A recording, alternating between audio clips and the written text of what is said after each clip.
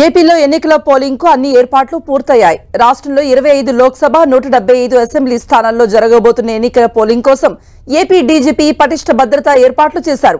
సమస్యాత్మక పోలింగ్ కేంద్రాలను గుర్తించిన అధికారులు అక్కడ అదనపు బలగాలను మోహరించనున్నారు.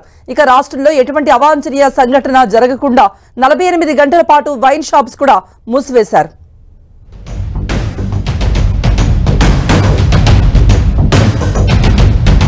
ఆంధ్రప్రదేశ్ ఎన్నికల కోసం సర్వం సిద్ధమైంది.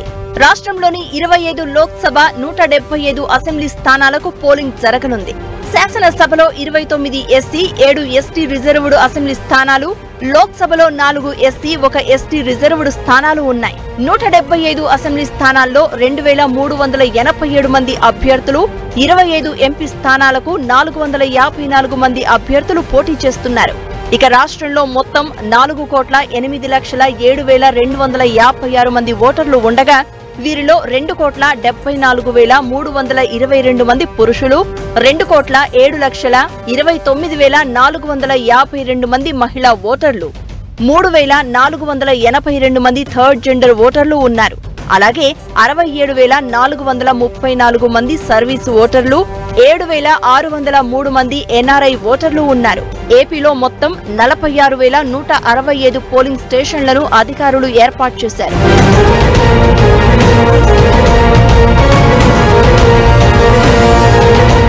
ఈ నెల 13న ఉదయం 7 గంటల నుంచి సాయంత్రం 6 గంటల వరకు పోలింగ్ జరుగుతుందని ఏపీ ఎన్నికల ప్రధానాధికారి ముఖేష్ కుమార్ మీనా తెలిపారు. 6 పోలింగ్ కేంద్రాల్లో 3 చోట్ల 4 గంటలకు, మరో 3 చోట్ల 5 గంటలకే పోలింగ్ ముగుస్తుంది. ప్రస్తుతం ఏపీలో రాజకీయ పార్టీల ప్రచారం ముగిసి సైలెన్స్ పీరియడ్ ప్రారంభమైంది. దీంతో రాష్ట్ర వ్యాప్తంగా 144 సెక్షన్ అమలవుతోంది.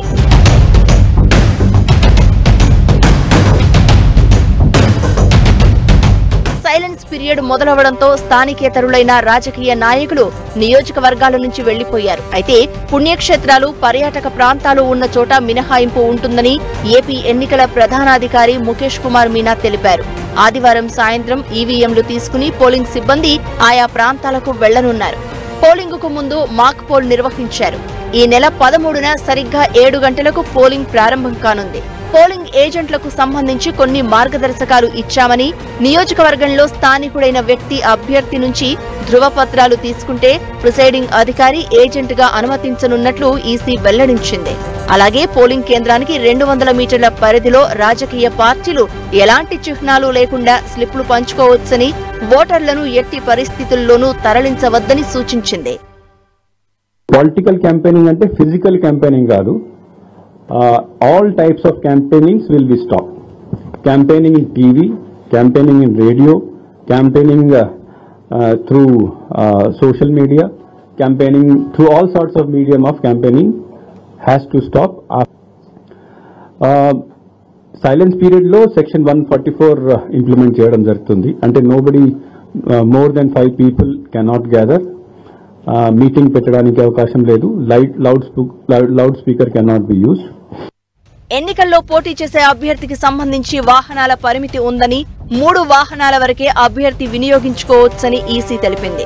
పోలింగ్ కేంద్రాల్లోకి ప్రిసైడింగ్ అధికారి మినహా ఎవరూ ఫోన్లు తీసుకువెళ్లేందుకు అనుమతి లేదని, ఓటర్లు కూడా ఫోన్లు తెచ్చేందుకు అనుమతి లేదని, అలాగే ఆయుధాలతో ఎవరిని పోలింగ్ కేంద్రాల్లోకి అనుమతించబోమని ఈసీ స్పష్టం చేసింది. మంత్రులు, ప్రజాప్రతినిధులు ఎవరూ గన్మెన్లతో పోలింగ్ కేంద్రాల్లోకి రావద్దని విజ్ఞప్తి చేసింది.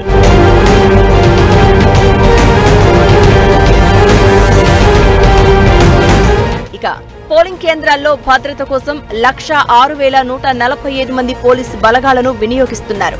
మొత్తం 46,389 పోలింగ్ కేంద్రాల్లో 34,165 చోట్ల వెబ్ కాస్టింగ్ చేస్తున్నామని, ఒపీనియన్ పోల్, ఎగ్జిట్ పోల్స్ పైన నిషేధం ఉందని ఈసీ తెలిపింది.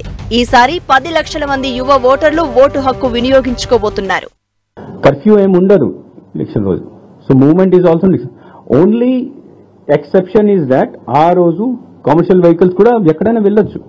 ఓన్లీ ఎక్సెప్షన్ ఈజ్ దాట్ ఆ రోజు ఓటర్స్ ని క్యాండిడేట్స్ లేదా పొలిటికల్ పార్టీ వాళ్ళ ఖర్చులో అంటే ఇది బస్సెస్ లేదా లారీస్ లేదా ట్రాక్టర్ పెట్టేసి వాళ్ళ ఇంటి నుంచి పోలింగ్ స్టేషన్ కి తీసుకురావడం, పోలింగ్ స్టేషన్ నుంచి వాళ్ళ ఇంటికి తీసుకువెళ్ళడం, అది చేస్తే that is a that is a section 171 కింద that is a crime.